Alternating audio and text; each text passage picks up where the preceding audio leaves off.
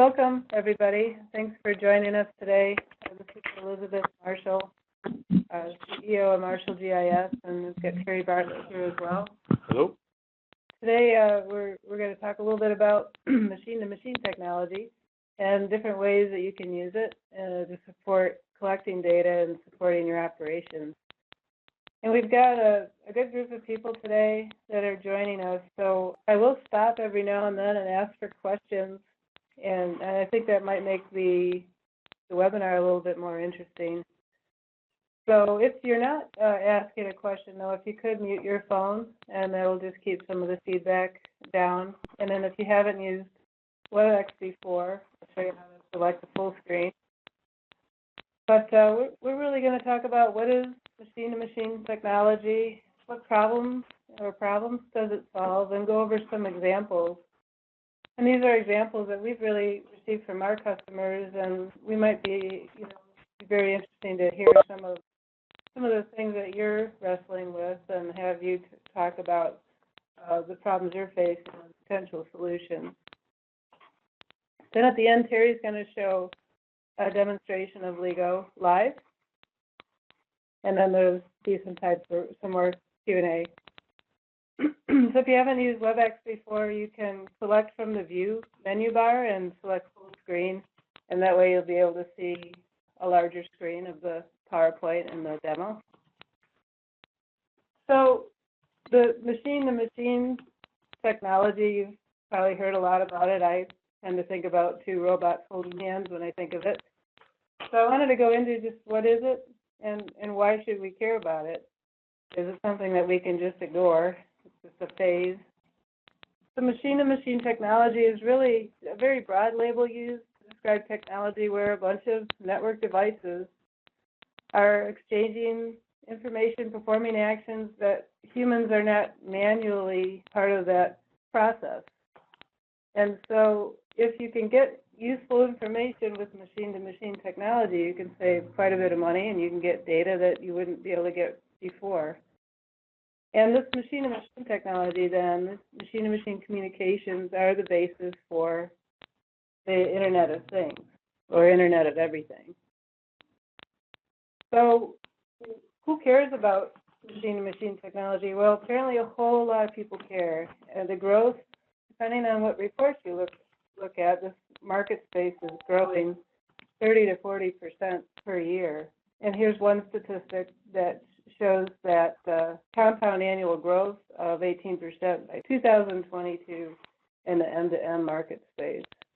If we look at just one element that affects that market, the number of public sector vehicles with that sort of growth represents a 610 million market today, to be 1.26 billion in 2018. So huge amounts of growth and potential and opportunity for folks like us that sell software, but also for people that can benefit from the technology. So what's the current status? Well, really, a whole lot of manual data entry is happening in public and private sector, manually entering data into your GIS, your geographic information system, or your business system, maybe your billing system or your work management system. So we've got anything that is involving fingers, I'd call a manual data entry, whether it's keyboard or stylus or touchscreen. Still a lot of hard copy forms being used out there. Some fairly rugged devices and rugged situations. So really anything that's using a finger, and there's a lot of this going on, creates sort of a point where I got a little bit of an issue with getting all of that data into my system and accurate. And so when we ask people that we work with in operations, and we have our own software, GeoConnect Mobile, that automates data entry for large business systems, people say that 50% of the data that's entered by hand, whether it's a hard copy form or a digital form, 50% of the data can be wrong. So if you look at this growth and all these machines that are out there and the growth of machines that will be connecting to systems going forward, you might be concerned when all these machines become hard to handle and create a problem. Well, certainly in the movies we see issues machines becoming a problem? And the answer is, well, yeah, it's helpful to have a standardized platform that serves our information, and that's what's called Platform as a Service, or sometimes you see it as PaaS. So if we look at what is a Platform as a Service, it's one of the products we have called LiGO, and really it's just transforming the data from a bunch of machines out there in distributed devices that make it useful to you to see, use, and use in other systems. Here's one way to look at it, kind of a general way. LiGO is a cloud-based application platform, and we can then connect to and send you a text message of what's going on out in the field, or we can send you reports every day based on a business issue that you're concerned with. Or we can input the data into a work management system that you're already using, or send it by email. And this is taking data from a variety of sensors out there that, in the Internet of Things world, and reporting that data to a variety of systems. So to look at it in a little bit more focus, and for what we're going to show you today, we focused on a variety of different CalAmp devices that sit in vehicles or on any asset of value. And these devices actually can put information from other sensors, such as a temperature sensor, the near-field communication devices. In a lot of our bigger trucks, there's an on-off switch for broom up, broom down, plow up, plow down, an on-off switch that might show that my system, maybe my vacuum system or vector system is running. And there's sensors such as proximity, and there's a whole lot more, but these are a few to think about. And I can push that data along with engine data and other data to LiGO and provide that to a variety of different users in a variety of different ways, whether it's work management, usage of vehicles, driving behavior. And we'll show a couple examples of that. So the things that we're collecting are data about crews, assets, location, engine data, other sensors.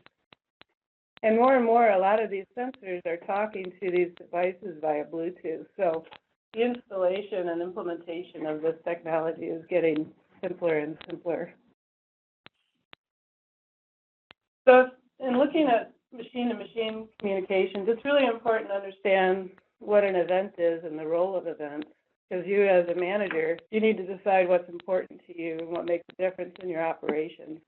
Think of the event as just something that's happening out there that you can detect with a sensor. So in this case, the event is a speeding event that I've decided I want to see on a screen, and I also want to be able to know which vehicle, if we look down here, which vehicle is speeding and how long they were speeding for. So I could also, and Terry will show this too, display the tracks of that particular event. So with events, identifying what's important to you, different ways of displaying that information, and different ways of reporting that information. So you can identify and configure events important to your operations. We've done some within the system as default. For example, this is the track of a vehicle, and we detect every time that vehicle makes a certain turn angle or goes a certain distance. And so as a result, we have high quality tracking, and we're not fire hosing data up to LiGO either. So in these events also, we're measuring within the device itself fast cornering, harsh acceleration, harsh deceleration, pushing that up into LiGO. So also idling. We start to record idling after 2 minutes. As an example, you can see these event reports showing acceleration. You can get the RPM of that acceleration, idling events, or other events like here, the vehicle left the yard. And think of this as a database that can grow large over time that I can query at any time. I can ask questions of this database from yesterday or from 2 years ago. So to display, Terry will show how we can interactively display these events. So in this case, the event is a trip. And we've defined in this scenario, a trip is when the engine turns on to when the engine turns off. So those are my sensor triggers that are making that event, and then I can track it. For reporting, then I can create and view reports on the fly. I can export these to other business systems. I can send reports via email. And in this case, I'm looking at a trip and idle report that for a particular vehicle. This one is called 10V693. And I see the start time, the duration, the start address, stop address, distance, and the maximum speed and average speed. So that's what this particular manager wanted to see. If I'm interested in that particular event, I can click on this and see it on the map.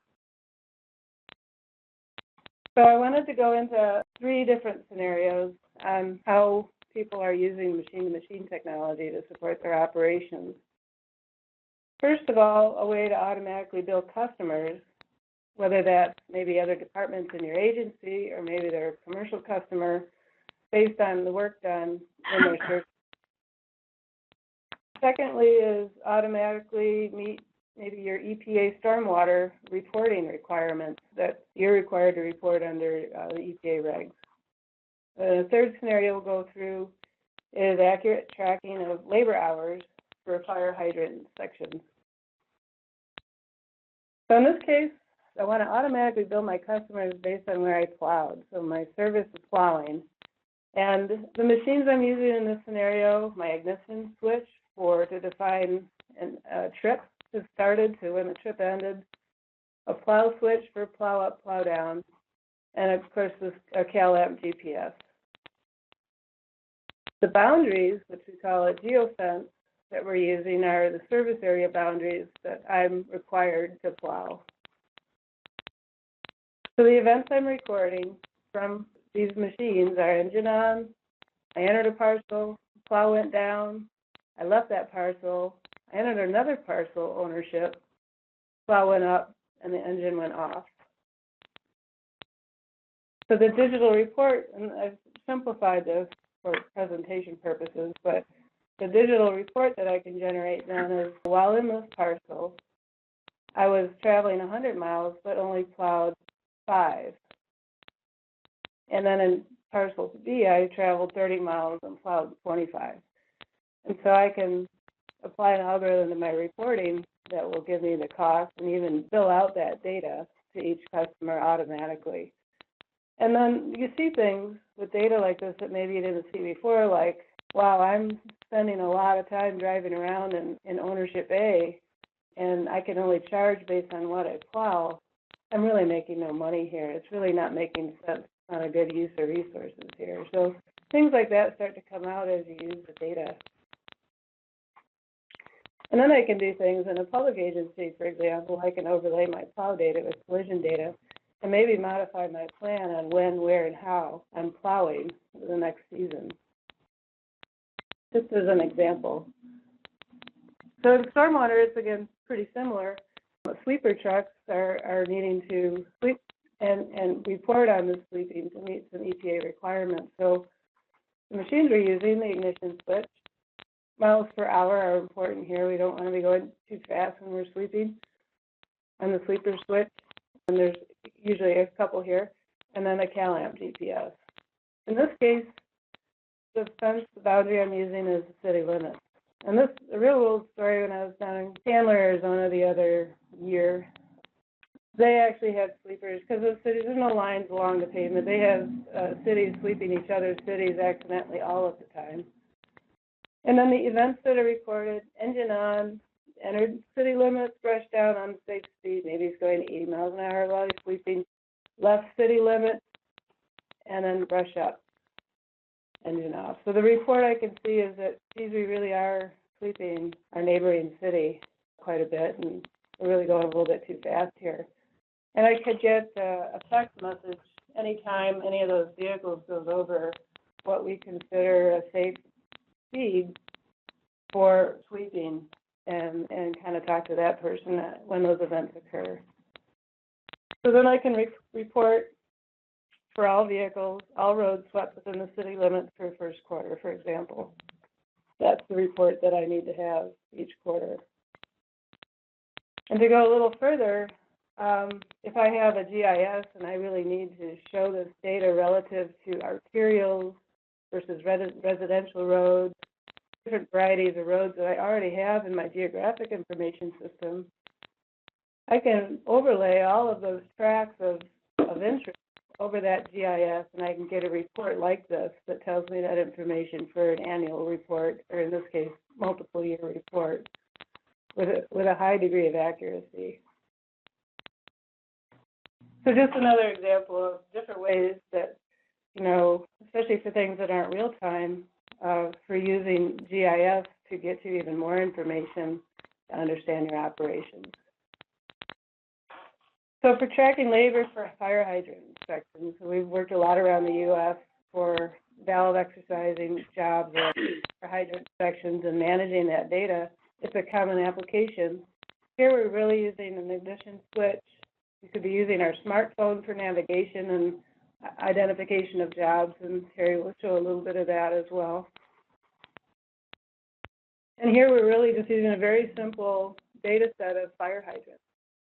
And in this case, with fire hydrants, we're defining a boundary around that fire hydrant that we begin to measure time in when that vehicle goes near that fire hydrant. And so we're really just recording from our machines, engine on, I'm at hydrant A, I'm at hydrant B, I'm actually at an unknown site. So that's a real simple, tracking time when I get near a point. And so an example of a report I can get is a stop at an unknown place. When it's unknown, we automatically report the address. So an hour at an unknown place, that may be lunch, that may be something that maybe wasn't authorized. The trip and how long your travel time is, or what a lot of operations call windshield time, and how much time is spent at each hydrant. And so we create a report for all crews, all hydrants for a period of time. And we can then, a lot of folks that we work with are have work management systems. We can do automatic uploads to those systems with a very accurate measurement of work done on my assets. Here's an example. Some of the names have changed to protect the innocent here, but hydrant inspection report. So you see we have two categories. These are the locations that are known to us. So actually, in this case, represent hydrants, and we're expecting work to be done here, and so we have start, end, and duration for these visits. And then we can also, every time a vehicle stops in an unknown location, we have addresses, and so we can understand a little better some of those other stops that are occurring. And by the way, when we implement LiGO, we've done lots of implementations with large business systems and GIS systems over the last 20 years or so. In LiGO, the implementation has a new interesting first phase, which is the oh my gosh phase, or I'll be darned phase. And it's that first view of operations that are really occurring that the managers didn't know about. And there's a huge ROI in that phase. And then there's the standard phase where you start to look at your metrics and optimize your operation. That's sort of the fun part about this kind of technology, because it's showing you stuff that you just aren't seeing now. So there's a variety of other kinds of reports we could create and have created. Boise has a no idle policy all over town, signs up all over. And when we first started measuring the Boise city vehicles, there was a lot of idling. And so on the first day, Terry sent a report. The next day, significant idling, which is anything, I think at this point we called over 20 minutes for them. It went down to 0 on the next day. And that's an example of the oh my gosh phase. Another guy was having a lot of trouble with staff spending an inordinate amount of time in the wash zone, which is where they wash these big rigs in some of the utility operations. So every morning at 5 a.m., this manager gets a inside the wash zone report to monitor that issue until it goes away. So as different issues arise, you can create different views into your data. So why does this matter? Well, I can collect data with little or no human intervention, which means I can collect new data I never saw before. I can collect a lot of data that would be cost prohibitive or maybe fraught with some error if humans and human fingers were involved. And I can implement this literally in days. So you connect it into your vehicle, it's cloud-based, you can see it the next day. And I can add all sorts of sensor data. The Bluetooth are hardwired into devices that are beaming up the LiGO. And that's where, I could have a temperature sensor in the back of my truck telling me when that temperature is a problem. And the base model, especially compared to a lot of the systems we're talking about out there, is really inexpensive. I can start at that low cost, and I can do integrations to business systems. We work a lot with Infor Hansen or Lucity or Maximo, different business or accounting or billing systems, and push that data into those systems, making those systems even more valuable. And it's really designed from the beginning with field operations in mind, not as an afterthought. A lot of work management systems, they don't know where their crews are. There's a lot of development in the management and analysis of work and assets and conditions and costs. But there's that missing link of where are my people? Unlike the scary machines we saw earlier, machine-to-machine technology can be really happy, supportive, and really improve your business and your operations. There's a lot of machines out there, and they're multiplying, and there's going to be more and more. And the platforms can manage and serve this data in a way that's very intuitive to you. It can push data and show vehicles or associated data on a GIS platform or on a work or asset management system, utility billing for service areas, or even just send it to your cell phone. That may be your primary interaction with this technology. We see this really as a game changer for operational efficiency and a really nice value add to some of the systems that you're currently using, if it's a map system or a business system. And really it's quite exciting. It's exciting what you can do, and we learn a lot from our customers. So we'd like to hear some questions from you, maybe as we switch over, and Terry's going to do a quick demonstration here. If anyone has any questions, please ask. Okay, I'm going to go through start off with a little bit of an overview of the system here that I'm looking at. Once again, it's a mobile resource management system.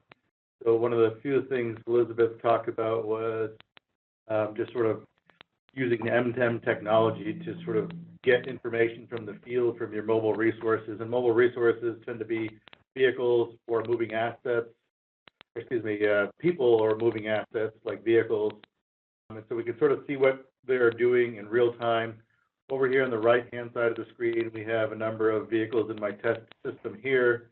And this little green element here, we're at lunchtime here in the Treasure Valley area. So this tells me that this vehicle is moving, is on, and at least it's on. And these vehicles are off. So I can go and zoom into where I can zoom into that particular vehicle. And here we can see this little red line, and that's sort of we call it the tail, if you will. It shows it's moving in real time. It's just gotten off the freeway here, and they're coming across Franklin Road. If we take another way to look at this information, so this is looking at real-time information from the field of what this crew is or this person is doing. We can sort of get a real-time view of what their vision. So this is sort of a real view as this vehicle enters. Looks like it might be at a stoplight here at this point in time. But here's the view of it with the satellite image in the background. So it stops at this little light here. Obviously, it looks like it's in real time on this right-hand side, but this is obviously a picture from a while ago. And then down here, it gives a sort of a street view of what that driver's looking at. So once again, he's stopped the stoplight, but as he moves along, this view over the right-hand side will also change as well. I'm going to turn this off for the moment since he's still parked at the light there. The other thing I can do is I can go and take a look, sort of start to look at the history of what that person or crew has been doing for the day. So I am going to click here and hit draw today's track, so to speak. So this shows here the tracks for this particular vehicle and where they've been for the day. And so here's the sort of the tail. Here's the different tracks that they did for this particular vehicle for this day. If I wanted to look at one of my other vehicles, I could also look at that one of those vehicles. Let's take this vehicle here, draw their track for the day. We can also see this vehicle, what tracks were for that vehicle as well. So these little circles, we zoom in on some of those. So let's zoom in on one down here. These show that this vehicle, this crew stopped at this location for 14 minutes. Not sure exactly what they were doing there. We could go here and get a better look. So we can sort of see that they were at this particular location. They came in, looks like they parked here for 14 minutes. I'm not sure exactly what they were doing at that location. And then they backed out and left that particular location, but they stopped there for 14 minutes. So all this information is all, once again, machine to machine. So as these vehicles move along, it's getting a reading at each one of these points along the way, and we can collect basically an unlimited amount of information. By default, we're collecting obviously the location of that vehicle. We're also, all these telematic units, the gateways, if you will, have accelerometers in there, so we're collecting information on G-forces. We can track speeding kinds of things, harsh acceleration, harsh braking, harsh turning kinds of events as well. We can track, how long they were at a location. We can track odometers and just we have other sensor information. We'll get to that here in a minute. If you're tracking brush up, brush down, or plow up, plow down. Yeah, they probably do with it. I don't know if he's working or. In those mobile resource vehicles, if you wanted to. You can also track that and send it back as well. So that sort of gives that. The other, that's just showing today's tracks. We can also go over here and look into history. So I can go back for a month, or a year, or whatever it is, how much data we have available, and do a query. Oops, I have a vehicle selected here. So if I select a vehicle, this is for a month's worth of time. So any point in time, we can go back and look. We can sort of look at their distance that they're driving every day. It's pretty consistent. Normally, we wouldn't be sitting here watching a particular crew where they're going every day and sort of watching all day long. We all have other more important things to do. We sort of would look for sort of events or out of the ordinary kinds of things that we want to look at. Say, well, he drove 100 miles that day, so something out of the ordinary. In this particular case, he drew, I don't have anything in here, but let's just say this particular day was 100 miles. It's actually 44. I could go here, select this 44 on March 5th, draw its tracks. So here's the track where that vehicle went. I'm going to get rid of my satellite view here. So we can sort of take a look at historically at any one of these. We're tracking all this information sort of in real time, but it's all going into a SQL database, and you can go back and look historically and report historically on any of that information going back to up to 2 years to 3 years worth of time and do reports on it. And all this information is being collected. Nobody's entering any hand information into this. All this information is just being collected, I like to say, auto-magically. So that's sort of going back in time a little bit. If we wanted to, you can see there's some, areas where they went around a number of times, and you just sort of doesn't make sense. You can also use this little function called replay, and we can replay the day. Move this out of the way here. Move my map over. We can see the vehicle. So we can sort of take a look and replay their day and see where they went, see where they stopped. This is another little function that's there. I'll show you one more. We'll go look at some more event data here. But we also, we get a lot of our customers get a lot of customer service requests about who was where, if there was somebody there. So one of these, we can look at event data in another way. We can look at it spatially. So I can just pick an area, and this may be a question of somebody's calling in, my street wasn't swept, when was the last time they swept it, or it could be somebody hit my vehicle, somebody didn't come and plow my driveway, they were supposed to plow it or mow my lawn, or whatever the case may be. Once again, we can pick a period of time that we want to look at. It could be 1 day, a couple of days, and we can search. And we can see that this vehicle here, 0471, went through there on 318 at 10:04 a.m. and it also went through there at 318 at 1:02 p.m. So it's really a quick way to sort of take a quick. So there's the track. We can draw the entire full track for the day and as well as see where it went through. It went through here twice on this in the 18th. This little square here. So it's really a way to, once again, a number of uses for it, but one use is sort of a customer service or sort of perspective as well. I'm going to sweep that off my map here, clear my map up a little bit. We've got a number of vehicles now that are live here. I'm going to focus in a little bit on one. But, I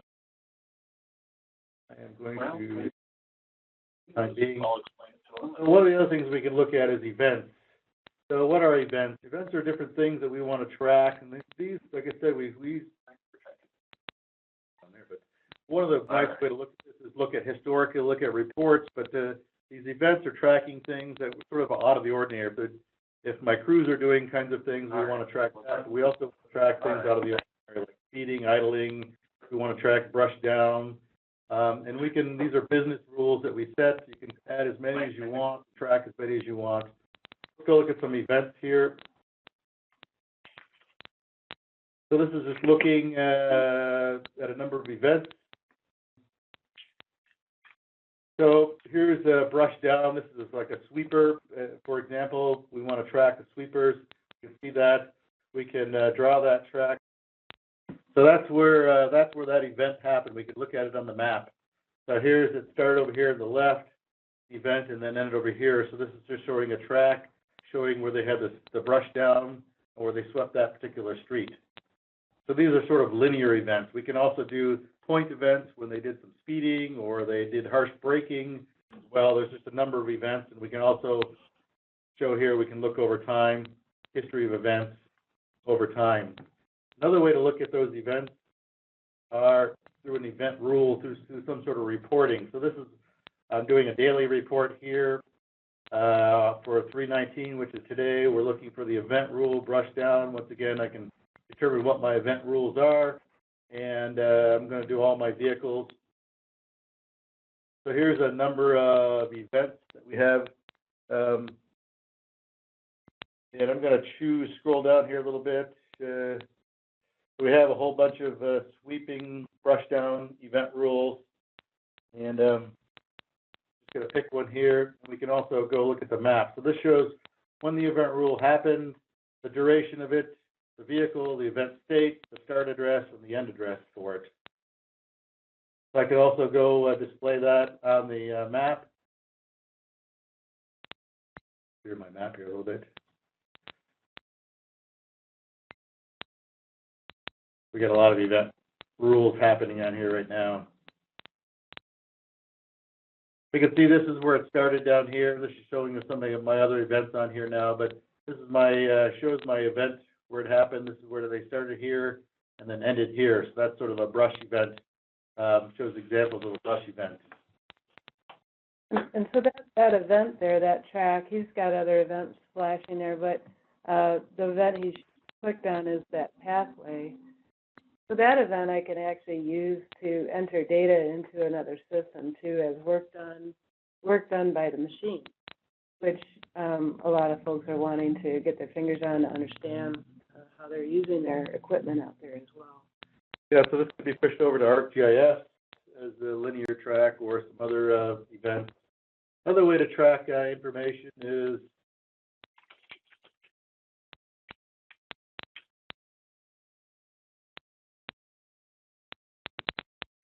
so this is Elizabeth showed this, and this is just showing a couple of other ways to track events. And this event is somebody went into a known location.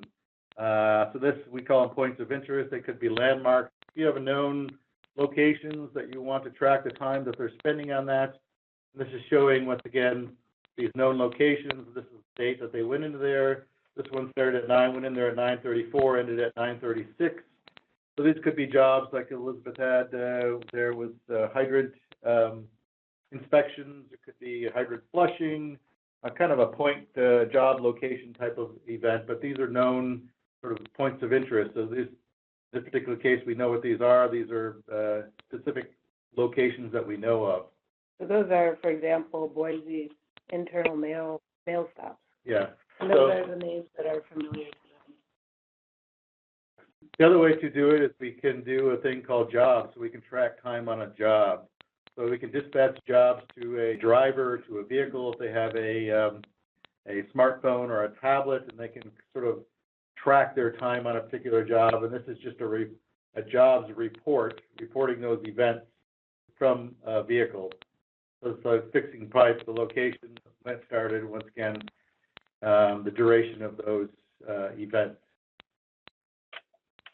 We're putting this out to an HTML right now. We could put it out to a CSV, or we could push it automatically to another business system as well. Another piece of information I'll show, another, once again, M2M. So one of the things we can collect with these vehicles, since we have vehicles, is odometer readings. So your fleet department or your department, if they're managing these vehicles, we can start tracking schedules and scheduling for maintenance events. So we can see a number of vehicles. These two have a maintenance due. We could send a notification either by email or a text that there's maintenance due. So we can start tracking things like, when the vehicle should be oiled and lubed based upon, say, a time period of 3,000 miles, tire rotations, vehicle inspections. So once again, these are, when it hits that event, which is the 3,000-mile mark, it sends you an email, or that you have to change the oil. Once again, another sort of event type that the M2M technology can support. One of the things we can look at is, once again, I just talked about the jobs a little bit. So if we want to dispatch a job to a vehicle, we can go ahead and pick a location. We can type in a location, or I can just pick on my. We can create a job. I'm going to schedule it for today. Long. And it picked my location, added that. I'm going to add it to a particular driver or a particular crew or a vehicle. And then I can save that. And then I can go to my dispatch screen. And then here's the job that I just picked.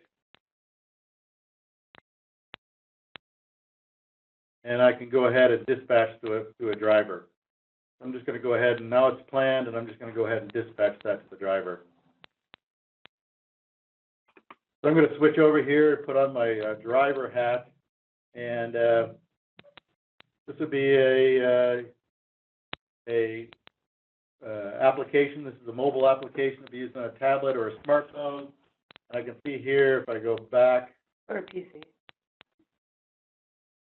So I can go here to my dispatch screen, and it didn't show up here yet, but here would be jobs.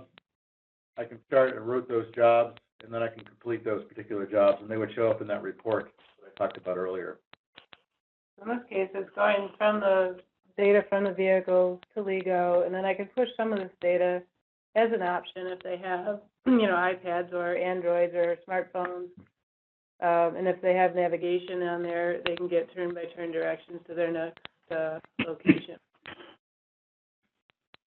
That's just a sort of a quick overview of some of the function of looking at a sort of an M2M or a mobile resource management system, collecting information automatically, and then getting that information in either sort of reports or on the screen. This is showing, I think Elizabeth showed some examples of some reports that were generated. And so we have a number of customers that operations managers that don't spend much time on their computer. They just want to get reports emailed to them. So we have a number of these reports scheduled. And this is sort of a Gmail box. These are showing some of the reports. So we have streets operations manager. I think Elizabeth showed this. He gets 3 reports every morning in his email from the day's activities before. So this is showing that how much time they're spending in the wash zone, and for each driver here, you can just look at these and see if there's anything out of the ordinary. this particular case, for some reason, they were sitting there for 4 hours in the wash zone. So that would probably send up an alert flag. You'd probably see what they were doing, or talk to the driver, why they spent so much time in the wash zone. And at least make sure you have a very clean truck. yeah, or look at the truck to make sure it's clean.